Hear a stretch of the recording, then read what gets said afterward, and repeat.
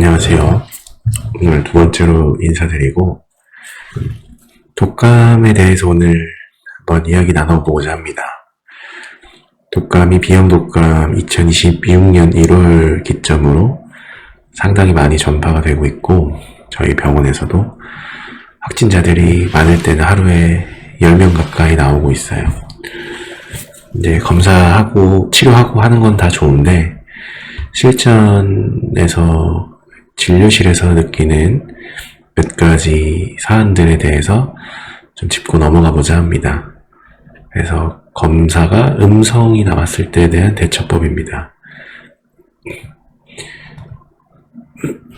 자, 오늘 이야기하고자 할 내용은 약 양성에 대한 내용과 검사가 실제로 음성인 경우에 대한 대처법, 그리고 적절한 독감 치료법이 어떤 것이 있느냐에 대한 이야기입니다. 약 양성이라는 얘기가 좀 생소하신 분도 있을 거예요. 약 양성은 사실 양성입니다. 하지만 희미하게 나왔을 때를 약 양성이라고 부르는데 독감이 의심이 되면 저희가 신속항원 키트를 하죠. 그래서 C라인과 T라인, C가 컨트롤 라인이고 T라인은 실제로는 독감 검사에서는 A, B로 나눠져 있는데 희미하게 뜨는 경우를 약 양성이라고 합니다. 그래서 요거 익숙하신 사진일 수 있어요. 코로나 이전에 대유행을 했을 때 이제 요 키트에 대해서 스스로 해보신 적도 많이 있을 텐데 보통 두 줄이 다 나오면 양성입니다. 근데 흐릿하게 나오는 이 친구도 양성으로 판정을 합니다. 뭐 흐릿하게든 어쨌든 육안으로 잘 보이면은 양성으로 판정을 하는 것인데 이 약 양성이라는 것은 대충 봐가지고는 보이지 않는 경우가 상당히 많아요. 그래서 희미한 선으로 다각도에서 비춰봤을 때도 선이 나오면은 양성으로 판정을 해야 됩니다. 그래서 키트에 액을 뿌린 뒤에 충분한 시간이 흘렀을 때 다시 밝은 데에서 평가를 제대로 해야 되는 게 특징입니다. 그럼 그냥 양성 나오지 왜 약 양성이라는 게 있느냐? 그 이유는 증상이 발현된 지 얼마 되지 않은 경우에 특히 약 양성이 나오는 경우가 많고 약을 미리 드셨거나 아니면은 검체가 올바로 채취되지가 않았을 때도 약 양성이 나오는 경우가 많아요. 그래서 두 번째로 만약에 약 양성도 아니고 진짜로 아무 선도 보이지 않았을 때에 대한 대처에 대한 이야기입니다. 실제로 독감 검사에 대한 정확도는 문헌에서 말하는 거는 한 70% 정도까지로 얘기를 하네요. 검사를 해서 실제로 양성이 이제 나오는 정확도가 70%다. 10명 중에 3명에서 5명은 검사에서 잡히지 않는 경우가 있다. 실제로 해보면은 이것보다는 높게 나오는 것 같습니다. 저는 80~90% 정도로 평가를 하는데 어쨌거나 완벽하지 않다는 거죠. 검사라는 것이 자체가.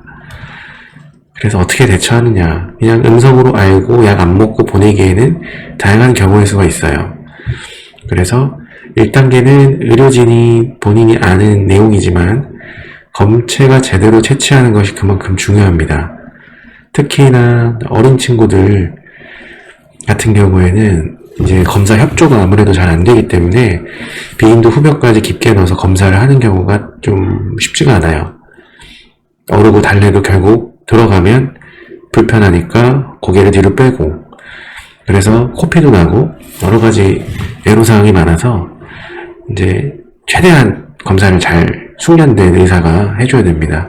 저희 병원에서는 이제 제가 잘 하고 있고 또 이제 너무 검체 채취가 이르거나 너무 늦으면 안 되겠죠. 그래서 요 사진에 보시는 것처럼 이제 당해본 사람은 눈 아래 찔리는 것 같다 하지만 실제로 눈은 여기 있고 이제 비인도 후벽이 꽤 깊게 있어서 충분한 깊이로 수압을 해줘야 됩니다. 다음은 이제 키트를 다시 한번 보는 건데 뭐 브랜드마다도 민감도 차이가 있을 수 있고 특히 콤보 키트가 조금 더 민감하게 나오는 것 같아요. 저희 병원 사례를 봐도 오른쪽이 독감 키트에서는 완전 깨끗하게 아무리 각도에서 비춰봐도 선이 전혀 보이지가 않았는데 정황상은 제가 굉장히 증상이 독감과 밀접하고 밀접 접촉도 했고, 가족 간에 이제 비형독감 환자가 있어서, 이제 콤보 키트로 다시 한번 뿌려봤더니 여기 선은 사진에서는 지금 잘 안 보이는데 여기 B 쪽에 연하게 양성이 나와서 이분은 양성으로 판정을 드렸습니다. 그리고 치료까지 잘 했고 오늘 다시 오셨는데도 증상 괜찮아졌다고 하셨어요. 그리고 세 번째로 우리가 고려해봐야 될 거는 예방적 타미플루입니다. 그래서 음성이고 뭐 검체도 잘 채취했는데 콤보 키트도 완전 다 음성이고 그래서 여러 가지를 근데 정황적으로 따져봤을 때는 밀접 접촉을 한 게 확실하고 나는 증상도 조금 있어. 근데 다음날 중요한 일정이 있는 경우에 어떻게 해야 될까? 그냥 독감이 아니니까 감기 한번 먹고 버텨볼까? 고민되는 경우가 있어요. 그럴 때는 예방적으로 타미플루를 복용을 시킵니다. 실제로 약전에도 타미플루를 예방적으로 복용해 볼 수 있다고 합니다. 원래는 타미플루 2알 하루에 아침 저녁으로 2번 해서 5일치 열알을 먹게 되어 있는데 예방적으로 복용하는 것은 하루에 1알로 열흘치를 복용하라고 되어 있어요.